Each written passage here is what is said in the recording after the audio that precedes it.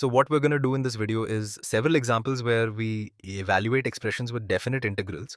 And so right over here, we have the definite integral from -2 to 3 of 2f of x dx plus the definite integral from 3 to 7 of 3f of x dx. And all we know about f of x is the graph of y equals f of x from x equals -6 to x equals 7.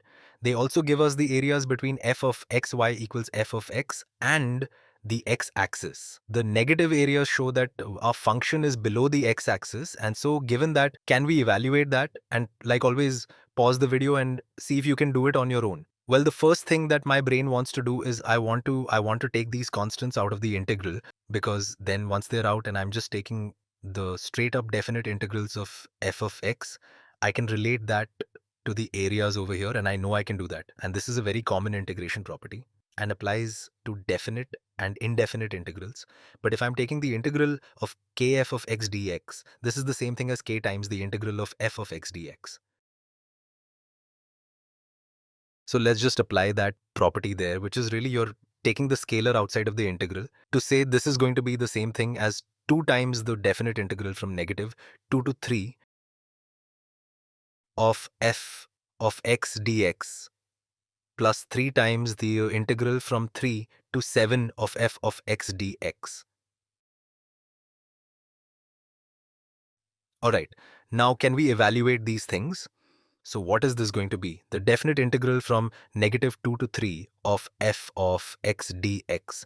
Well, we can view that as the area between the curves y equals f of x and the x-axis between x equals -2 and x equals 3. So between x equals 2 and x equals 3, they give us the area between y equals f of x and the x-axis. It is 7. So this thing over here is 7. And then we have the integral from 3 to 7 of f of x. So we're going to go from 3 to 7.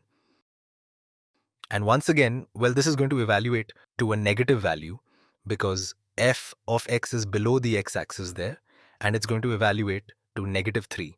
So this is going to be 2 times 7. So 14 plus 3 times -3. So plus -9. And so 14 minus 9 is equal to 5. This is fun. Let's do more of these. All right. Okay, so here this first integral, the integral from 0 to 5 of f of x dx. So this is pretty straightforward. This right over here, we're going to go from 0 to 5. 0 to 5 and of f of x dx. So we're talking about this area there which they tell us is 4. So that was pretty easy to evaluate.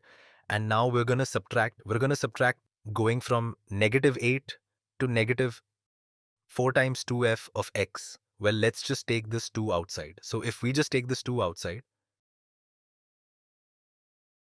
then this just becomes the integral from -8 to -4 of f of x. And so this thing right over here evaluates to 5. It's this area they're talking about.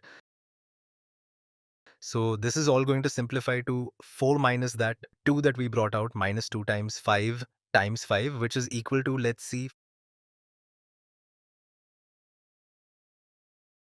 4 minus 10, which is equal to -6. All right, let's do another one of these. So here I have the integral from -7 to -5.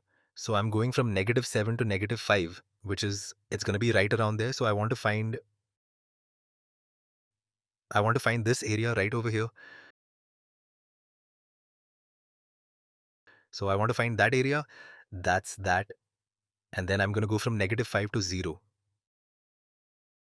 So then this is going to be going from -5 to 0. So it's going to be all of that.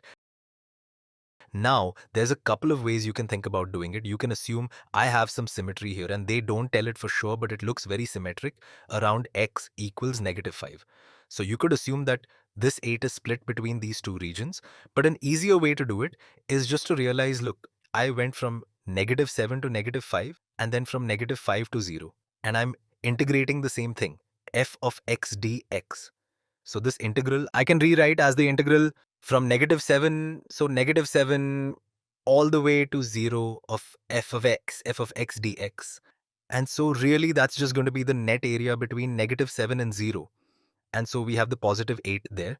So this is going to be equal to the positive 8. And then we have the -1 there. So -1, which is equal to 7.